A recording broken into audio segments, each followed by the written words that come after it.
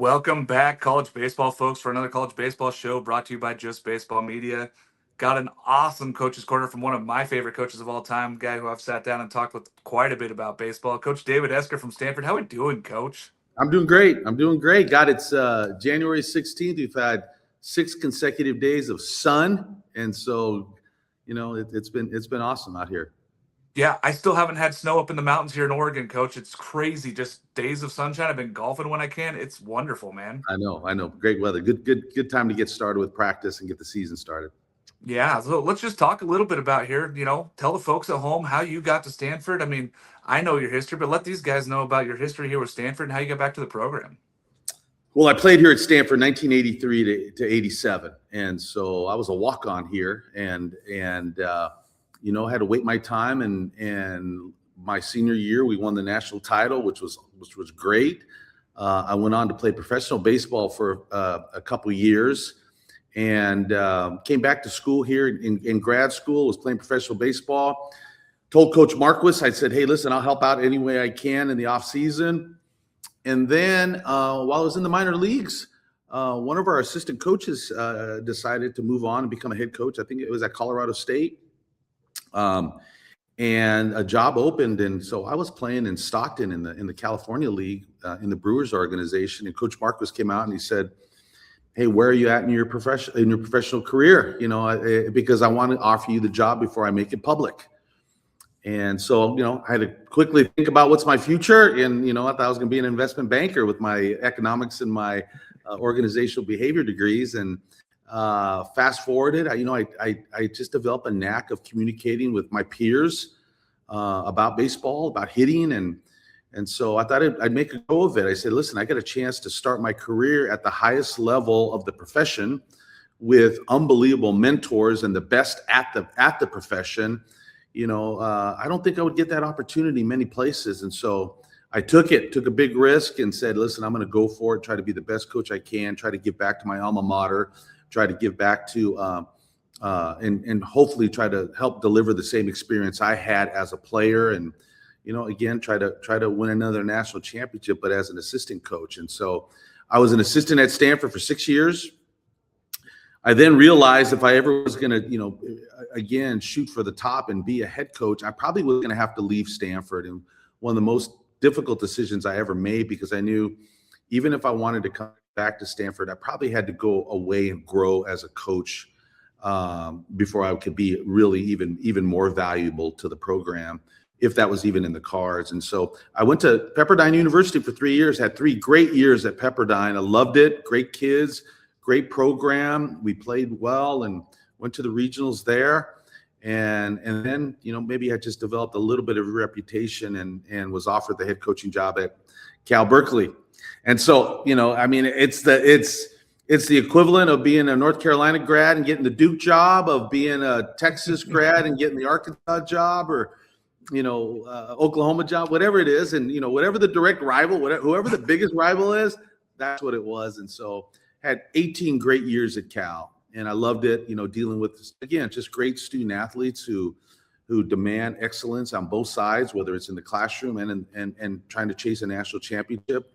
Loved it there. 18 years, got to Omaha there and a number of regionals, and just again cutting my teeth to try to become the best coach I can. And then somehow the stars aligned. Coach Marquis, he decided to retire after 40 years, and again, it's just maybe the grace of God, because there's could have been any number of great candidates, but to get a chance to come back to my alma mater, my home, the place I grew up, to take the baton from Coach Marquis, one of the greatest coaches in the history of college baseball, and the guy that built this program. And it's a heavy baton. It wasn't it's no small task, but I love this place and I want to give back to it. And I said all along, people have asked me if coming back here was about winning a national title, and believe me, that would be great. Hey, I would love.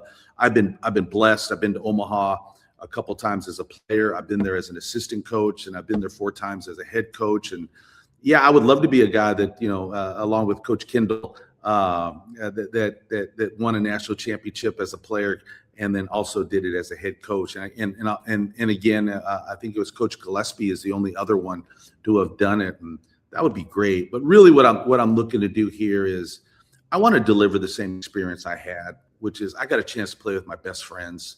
My closest relationships came from my college baseball team. And to have the love and affinity for your school and the people around you, I would hope to deliver that same thing to my players, and I'll take my chance winning baseball games if I get talented players to do that. Yeah, I mean, speaking of talented players, Coach, you got quite the list of returning guys this year. A really talented roster. Those freshmen have grown up a year now in Sasaki and Marsh and Bates. Just talk a little bit about this fall and how you feel like going into the spring season here. Yeah, obviously really excited, and I put a big, emphasis on what 365 days can do for a young player, right? I mean, I don't think everyone needs to go to some special pitching lab or find this guru hitting coach. I think if you show up every day, 365 days will do a lot for a player. Now, I understand why they want to seek immediate answers. God, give me a tip that's going to make me an All-American, or give me a swing change that all of a sudden I get a hit every time up. So I really put a lot of weight in just maturity and development, and really excited about these players and what a year has done for them, just in slowing the game down and expectation and just dealing with, the level of Division I college baseball. And so you're right. I mean, players like Charlie Bates, who will move from the outfield back into the infield and be our shortstop. Rintaro Sasaki a year ago with, probably unfair expectations, but he had a really solid. I think any freshman would take 280 with 8 homers. And for me, the 365 days, he might have hit 8 balls right up against the wall that got caught, So if 365 days can put 5 more feet on a fly ball for him, it's going to be a big year. And he's such a hard worker. I mean, you couldn't ask for more of a coach's dream, a guy that really works on his game than Rintaro is. Sets a great example for the rest of the players. He's not resting on his reputation. He's not resting on expectations. He's not resting on potential. He's putting the stake of his performance on hard work, and that's awesome to see. Tatum Marsh was great for us a year ago. Yeah. It's really, you get one guy that maybe can do that, hit 377, lead your team in hitting, and have that type of big freshman year, and then hoping to build on that, and he'll anchor our outfield for sure. So, you get those 3 pieces. Jimmy Nadai came back for his senior year. Yeah. An opportunity, could have signed, wanted to bet on himself, thought he was better than the 15th plus round, draft or whatever round that he got a bunch of calls in. I respect him for that. I think he is better than that. He will prove that this year. But to have him in the middle of the lineup and just in the middle of our locker room is even more important. What a tremendous leader, and a guy that loves this school and wants to get us back to the playoffs where it was when he started. And so you can't ask for more than a guy like him. Yeah, and that's one of the guys I want to touch on. Jimmy's just been a tremendous asset to this team, a 4-year guy here, 4-year coach. Another guy, Court McDonald, coming back for his senior year also. So Yep. you're getting a lot of senior leadership coming back. What do you impart as coaching staff onto those guys to have them be those next leaders that step up? And what have they given to that next class, of those freshmen and sophomores that are coming up?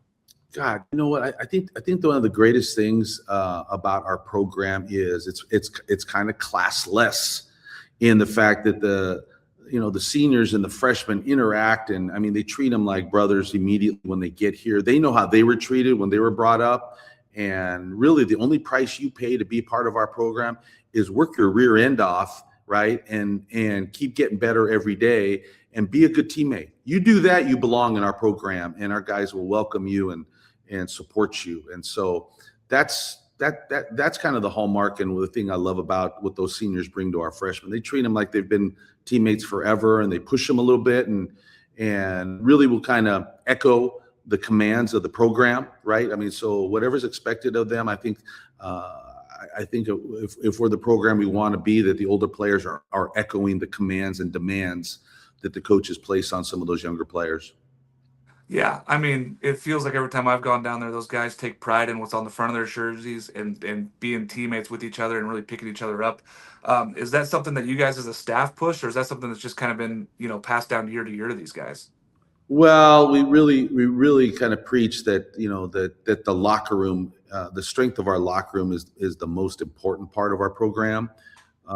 Again, it's that brotherhood that you have to have. It's the brotherhood that I experienced. It's the brotherhood that allows people to be honest and say some things that necessary, again, to either echoing commands or demands that again somebody will accept, because they're hearing it from a brother, right? They're hearing it from a teammate. They're hearing it from somebody that I trust, and isn't just just to make noise and maybe look good. It's really because it's what's been passed down in our program, and I think that's what I always see about the strength of a program anywhere I've been, is where when people leave or people move on, that they're asking themselves, how are we going to replace that in our locker room? Not, man, coach, it's going to be way different next year because so and so's gone, right? I mean, that's you don't need that or want that. That's not a sign of a healthy culture or program. So I love what they've done with our young kids, and we've got some talented young players, and our depth is going to be not just with second string baseball players. Our depth is going to be with future stars in our program that are just waiting for their opportunity to get a chance. Yeah, coach, you spoke it right there. This freshman class is big and really, really talented. How excited were you guys as a staff to get these guys on campus and get your eyes on them and just be able to see them for this fall? Yeah, hey, and for sure, and there was no guarantee we were going to get them all, right? I mean, Yeah. and just some of the talent that's running out there. The Brock Kettlesons, who's got a chance to play both ways. Quentin Marsh, Tatum's brother, who's got a chance to help us a little bit both sides of the ball. Brock Sell, just an extremely talented, mature outfielder, can play a little infield as well. Philip Chung out of Canada, probably the fastest player on our team, probably has a chance to impact the game in more than just one way. Doesn't have to get a hit to be an impactful player. All three of those guys have tremendous futures, and they're right. And they're knocking on the door. They're making it tough for the older players to kind of hold on to their jobs. And really, obviously, we're going to play the best players to give us a chance to get us back to where we want to be, which is postseason play, and then a chance to get to the College World Series. Yeah, coach. Everything I saw this fall was lots of competition there. Do you think that brings out the best in the team when you really have guys that are just right there, right behind you and ready and pushing you every day? You hope so. You hope it doesn't breed fear and tightness and I don't feel like I have a long leash, and feel like at the first moment I'm not going to play well. Yeah, some of that could be reality, but the reality is it's good for your program. It just is, and so we feel like we've got a good front line, and we've got a pretty good group of kids who are going to be really pushing that front line to kind of hold on to those jobs. But there are some players that we're relying on, and some players we're relying on to get better. Our catching situation with Luke Lavin, who will step in as a junior and get a bulk of the reps early on, but a couple kids behind him that will also help us. Nolan Stoll, a freshman out of Stevenson Ranch, is got a bright future, and so those things are really important. And then that outfield, obviously, with Brady Reynolds, who had a decent year for us a year ago too. Really, is probably around 350 and really producing runs. Had a little bit of a wrist problem and tried to hang on there for 2 or 3 weeks, and nobody hits well when your wrist hurts, and so his numbers suffered a little bit. But he was doing it just try to keep helping us, and eventually got to a point where he needed to step away and take a rest. But had a great year, and he's a much improved player this year. So I think we're gonna have a chance to really stick out a really competitive, talented nine, and a good defense that's going to be able to support our pitching and help them along as they have to grow into success. And that'll probably be another part of the ball you'll want to speak about, is on the mound, and that's going to be a little bit different, right? I mean, we're probably bringing a crew of guys that we feel have talent. They just don't have the resume to have done it yet. And so the story of our season is going to be with some great stories and surprises of some young pitchers that we believe in, but compete and perform at a level that will be brand new for the fans of college baseball. Yeah, I was going to speak on that. The lot of arms coming in. Christian Lim returns though, and that's just been a steady guy for you, coach. Does he just like put his arms out around these guys and be like, "Hey, this is how we do things at Stanford. This is how we're going to be successful this year"? Yeah, he is that guy that you look to, who has experience and probably can share some of that with the group, and he's going to have to do that more. It's just be a support player for us, and so but beyond that, it's, hey, what's the rotation look like? I don't know, but a lot of guys are going to get that chance. Nick Dugan and Aiden Keenan are two pitchers that we're going to count on heavily, and Sam Garwal will get a chance to step out there and get some starts probably. Then some of the older players that have pitched a lot. I got a group of relievers that over the last 2 years have pitched a lot of games. I wouldn't be surprised if we totaled them up, and these have been in 40, 50 games. Between Ben Reimers and Cassius Thomas. Those are just a couple names. Trevor Moore, who a couple years ago came out of the COD as one of the best relievers. But Trevor he's towed the rubber a lot for us. Now we're lucky to have him back, and maybe his role can change. Can he do a little bit more? Does he go to the back end? Does he go to the front end? But those are the names that if you follow us, you've heard those names a lot because they pitch a lot. And obviously we need their best years this year, and so that's going to be fun to watch their development. And then there's a couple freshmen that we're looking at that can. Mike Erspamer, left-hander, right? He's got a hammer breaking ball and great competitiveness, and he's a little mature beyond his years. Kettleson on the mound is going to get a chance. You may see him start some games because he's such a talent on the mound. Quentin Marsh, can't forget him. Although he may have to wait some time to get some at bats. Although he can really hit. He pitches left-handed, and if you've got a pulse and pitch left-handed, you got a chance to be good. And I think that's where it's going to give us a little more diversity on the mound. Is we've got more left-handedness than we've had in the past. Austin Steves is another pitcher that's pitched a little bit last year. He's back a little bit stronger, and he's just a little bit better. But between himself and Garwal and Erspamer,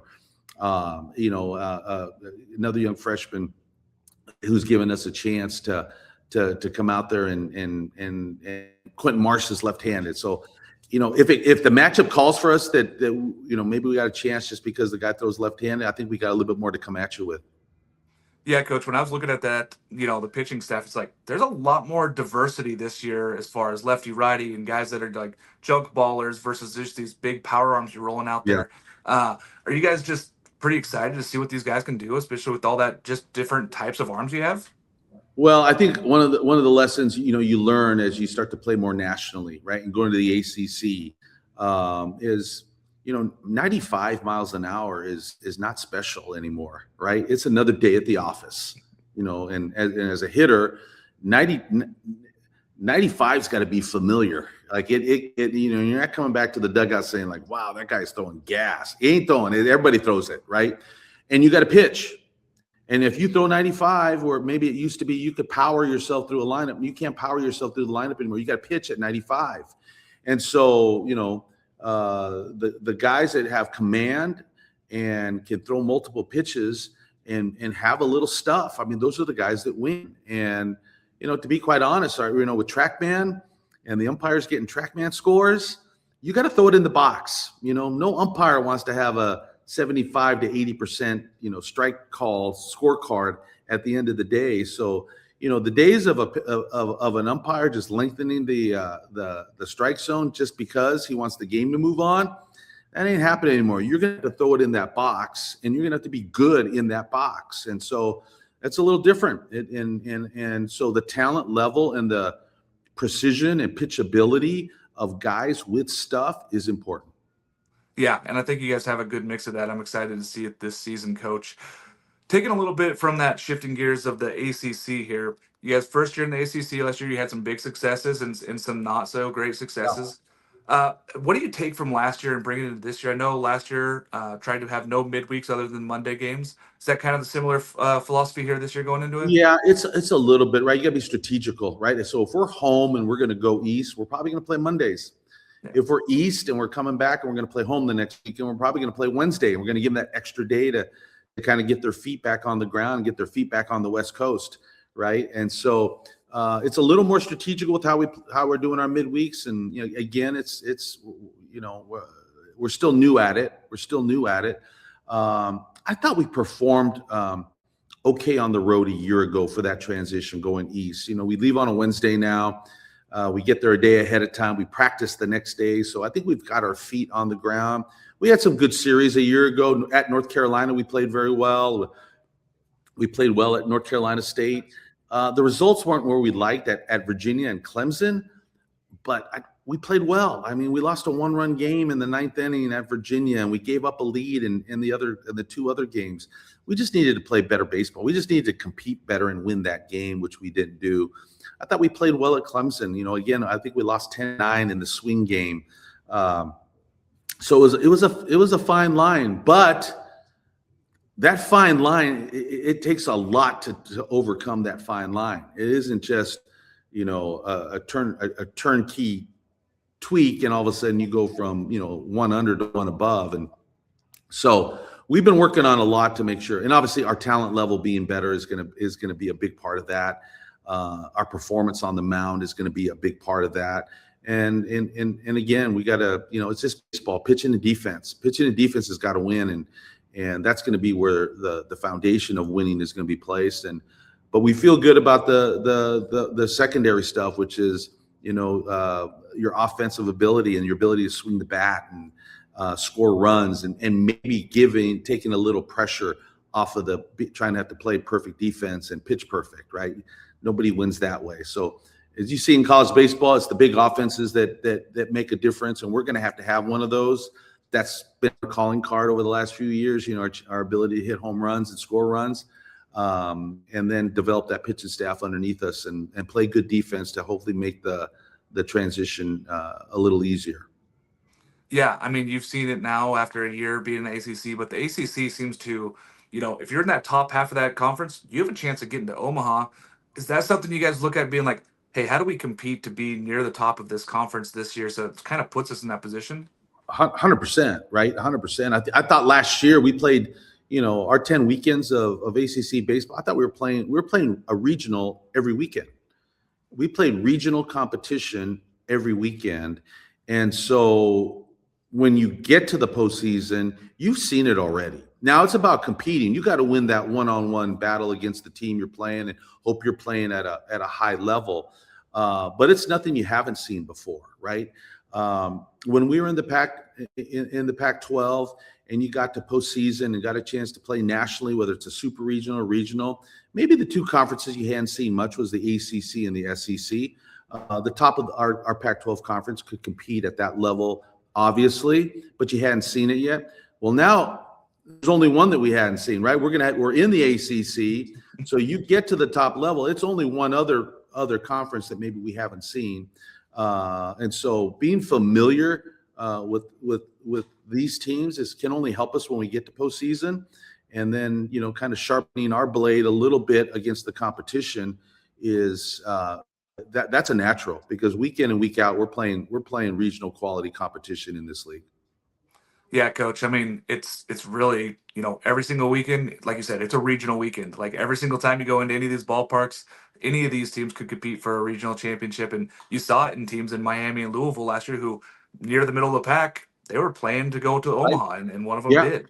Right. I mean, that's exactly right. And Georgia Tech, who won the league last year and certainly could have played in Omaha, and and nobody would have been surprised. North Carolina certainly could have been in Omaha, and nobody would have been surprised.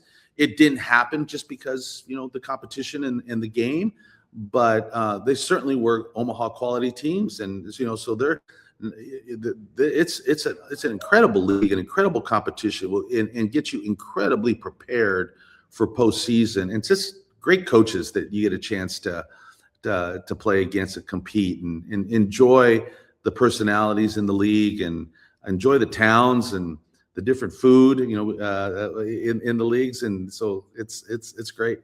Yeah. Coach, you know something about Omaha. You've been there several times, player, coach, assistant.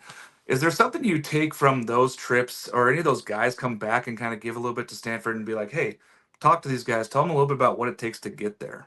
Yeah, we have. I've had some teammates and to come out and Eddie Sprague, one of my beloved teammates. I love having him come out and talk to the team, and he's fiery and he's in a great way an angry baseball player, and I love that our players look at him like that guy came to Stanford. Like, yeah, that's how tough you got to be to get to Omaha. I mean, that guy won 2 national titles. He won 2 World Series rings with the Blue Jays. He won a gold medal in the Olympics, and it wasn't luck.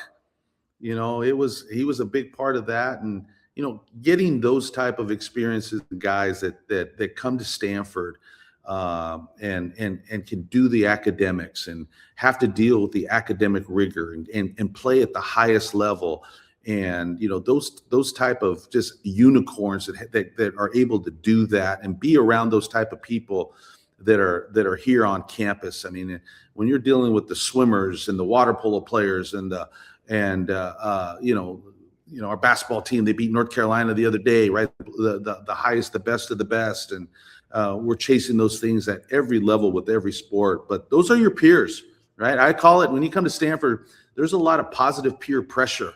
Right? I mean, you want to belong to the club, then win, right? Because that's what everyone else is doing, whether it's field hockey or lacrosse or soccer. Our soccer teams are unbelievable.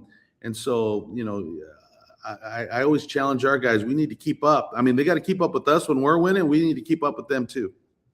Yeah, I mean, you nailed it. Both diamond sports are doing well. All the Olympic sports, basketball, I mean, all the sports are getting better, coach. Do you think that being a part of the ACC has kind of bolstered that for you guys too, where you guys have embodied and said, you know what? Yes, we're a great academic school. We're known for that, but we're also going to compete at the highest level. For sure. And yet I thought we were doing that prior as well. Yeah. There's an adjustment. God, as many years as this athletic department has won that Director's Cup and proved that it is the elite of the elite of athletic departments, and we've been doing that forever. And yet, in the sports like football, basketball, baseball, it's a big feather in your cap when we reach those levels that prove to the public and the nation that Stanford can win in those sports. And we take a lot of pride in the years that our football team was finishing in the top 10 nationally, when our basketball team was getting with Coach Montgomery to the Final Four, and Coach Smith is gotten them on that same road right now. So there's a little adjustment period, but the beauty of it is our athletic department's going for it, right? I mean, they are preaching that we want to be good. This is not just a think tank that we hope to just do the best we can, right? We want to provide these guys with a premier education, and we're chasing a national title. Now we need to be competitive and learn to win in the ACC, which is a new conference that, like the Pac-12, will get you ready to chase a national title. Absolutely will. Coach, one thing I want to touch on, I've been down to the ballpark. I love the Sunken Diamond. One of my favorites to visit. I tell people it's gorgeous on the West Coast. Come out here and visit. You guys were not particularly great at home last year. Is that something you guys kind of try to turn that focus on and maybe, compete a little bit better there at the Sunken Diamond for you? Yeah, I was surprised that, if you ask us where we got bit, and again, maybe the transition from road to home we weren't quite as good at, and so trying some different things, and with our strength coaches and our trainers, like, hey, did we get our feet back on the ground with travel as good as we could have, and taking a look at our practices, because that's unusual, right? Is to not be as good at home as you are on the road. And so that's where we got bit most, and that was disappointing because that's where we should have been strongest. Defending our home turf we have to be better at that. I mean, if we do our job, that's where we're gonna have to win a regional, and that's where we've had to win super regionals to get to Omaha. You're gonna have to win at your home park, and if you have the the chance to do that, you want that to be an advantage. So that will be also, if you look at some of the things, if we have the year we want to have, our home record is going to be better than it was a year ago. Yeah, Coach, statistically, you've been terrific at home, and it was kind of a shock looking at that last year when it's like, man, this was a team that's competing on the road, tough road schedule, going out there and playing these ACC games. Stumbled a little bit at home. I look forward to the season.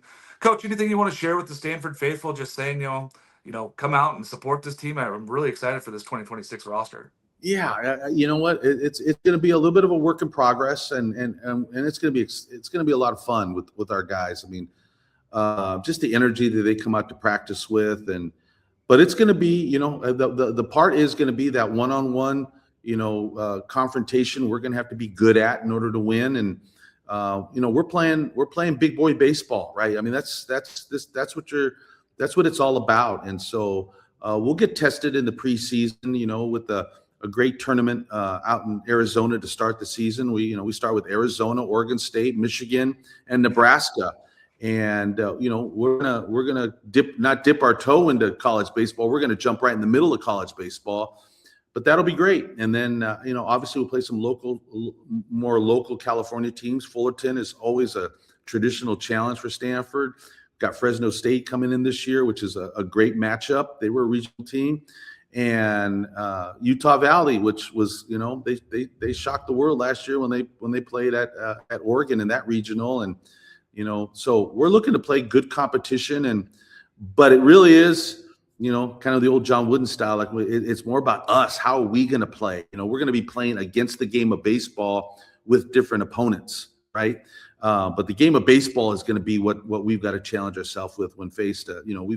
We got to be good at catching ground balls and fly balls and winning at bats and pitching to spots and executing plans and then putting it together and playing with a little collective energy and support for our team, and continue to kind of build that brotherhood that hopefully that magic starts to happen. And so that's why I tell our guys all the time. I say, God, when we have a miracle win at the end of the game, don't be surprised. We've been doing that for years. I mean, from the days of Paul Carey hitting a grand slam in Omaha to win a College World Series game, like we've had those. And so that's part of the magic that comes here with putting that red S on your chest. Absolutely, Coach. And, I can't thank you enough for coming on the program. I've always enjoyed getting to talk baseball with you, and having you on is a real pleasure. And I thank you for taking your time out of the day to come speak to us a little bit about this upcoming season.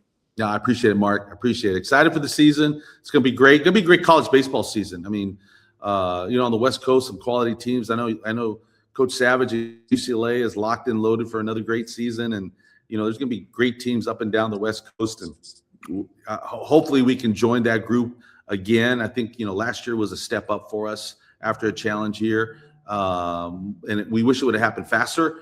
It just hasn't. But we're going to keep moving this thing forward. I look forward to watching, Coach. Appreciate it so much. Okay. Thanks, Mark.